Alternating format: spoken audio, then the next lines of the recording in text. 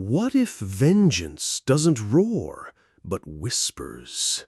What if a wooden post in the Mississippi woods, scarred and stained, still remembers every lash it once delivered? The year was 1852, deep in the Mississippi Delta, a place soaked in humidity, where the air hung heavy with tobacco, iron, and the smell of damp earth. Cotton fields stretched endlessly under a white sun, and skeletal trees stood like sentinels stripped bare by time. At the heart of this suffocating landscape lay Bellev Plantation, a world suspended between sunrise and the crack of the overseer's whip. The enslaved men and women moved in practiced silence. Every motion was precise, the rhythm carved by generations of toil and pain. Over them towered Ellison Gray, the overseer. Tall, sun-leathered, with a voice like gravel and eyes that never softened. He carried a whip braided from cowhide and stiffened by dried blood. He called it mercy. Whenever he lashed someone, he would say, "Mercy has spoken," mocking the very word. To those bound to the land, Gray wasn't just a man. He was the embodiment of cruelty. His whip was law. His temper was gospel. He punished for the smallest reasons: a pause too long in the heat, a glance held too steadily, a hymn sung too loudly. The scars he carved weren't only on backs and shoulders. They settled into memory, into silence. Yet silence on Belleville wasn't submission. It simmered like heat under iron. It lingered in the quiet stares when Gray wasn't looking. It throbbed in the hidden beats of work songs, where coded rhythms carried both prayer and warning. The enslaved remembered, and memory, when heavy enough, becomes a weapon. Among them were 4 men whose paths began to converge. Elijah, the blacksmith with wrists thick as iron. Samuel, the quiet one, clutching torn pages of a psalter he could barely read.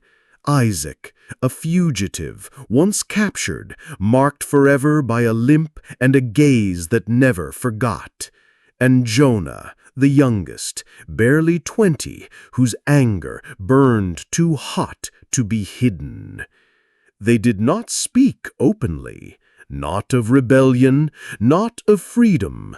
Words were dangerous. Even thoughts could be fatal. But in their silence, something old stirred. Not hope. Hope had died in chains. What stirred now was older than nations, older than cotton, older than fear itself. It was vengeance, and it waited.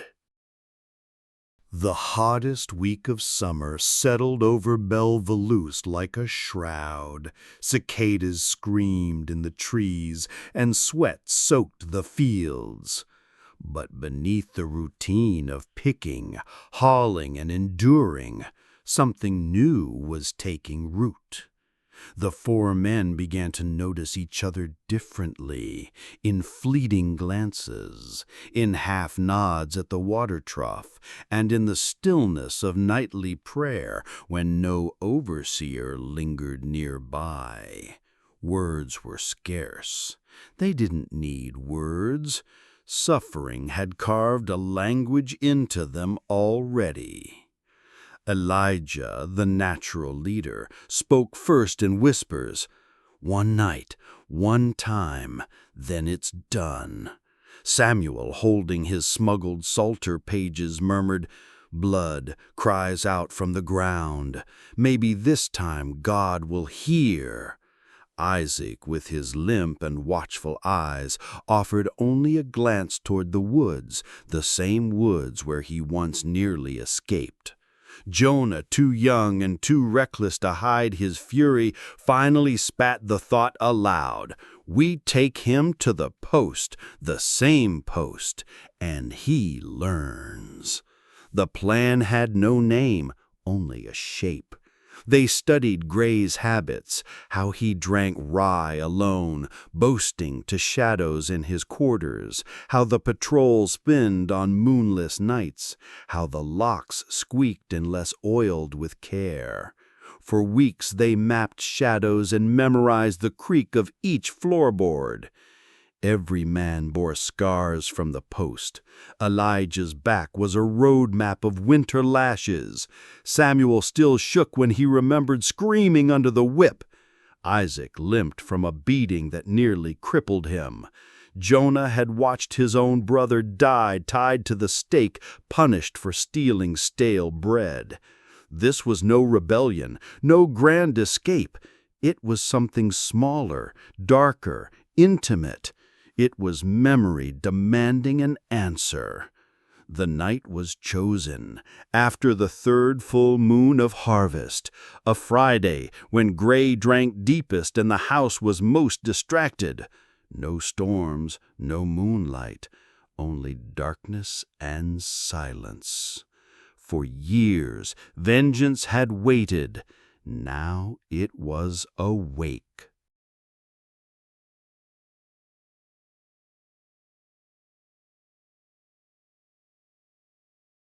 Midnight fell heavy on Bell Grove.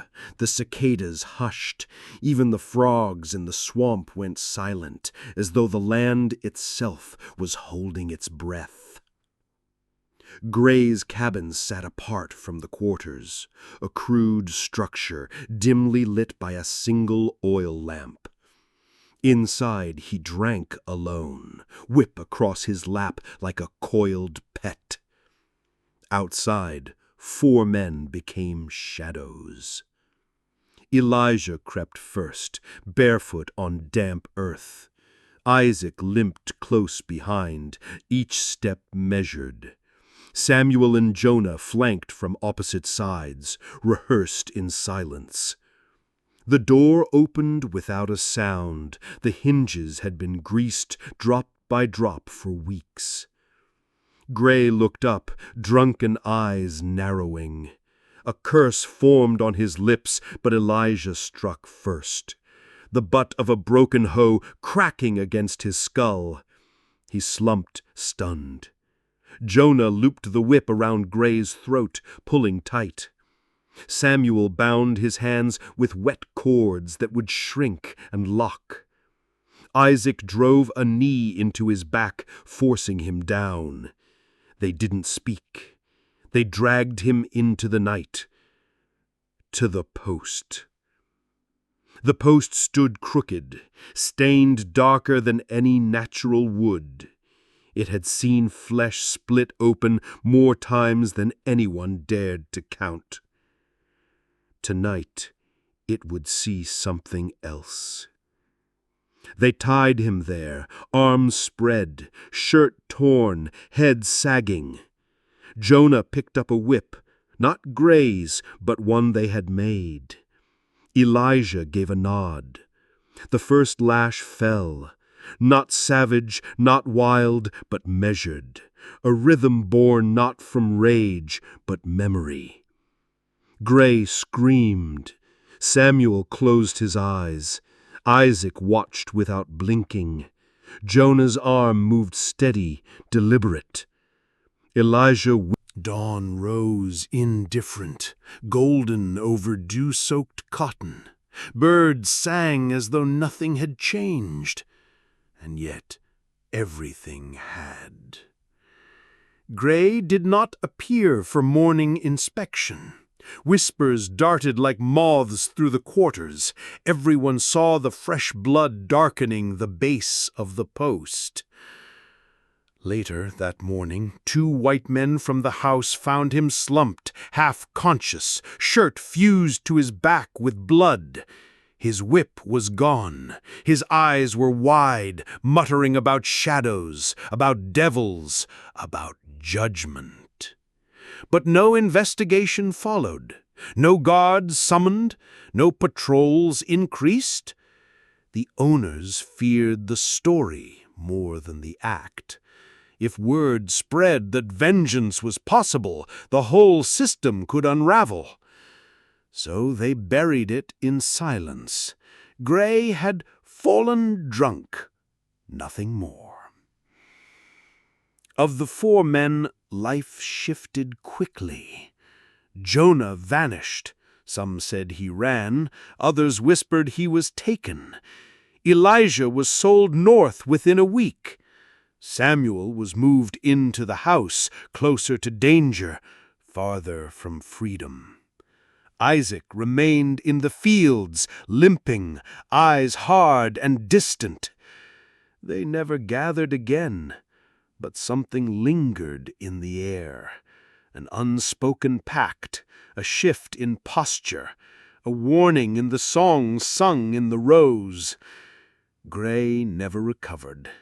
He moved slowly, spoke rarely, and was soon sent away. The post remained untouched. Even the birds avoided its shade. Years passed. The war came. The plantation decayed, but memory endured. Almost 70 years later, in 1920, a clerk named Robert Dunn stumbled upon Bellev's ruins. Overgrown fields, a collapsed house, silence everywhere.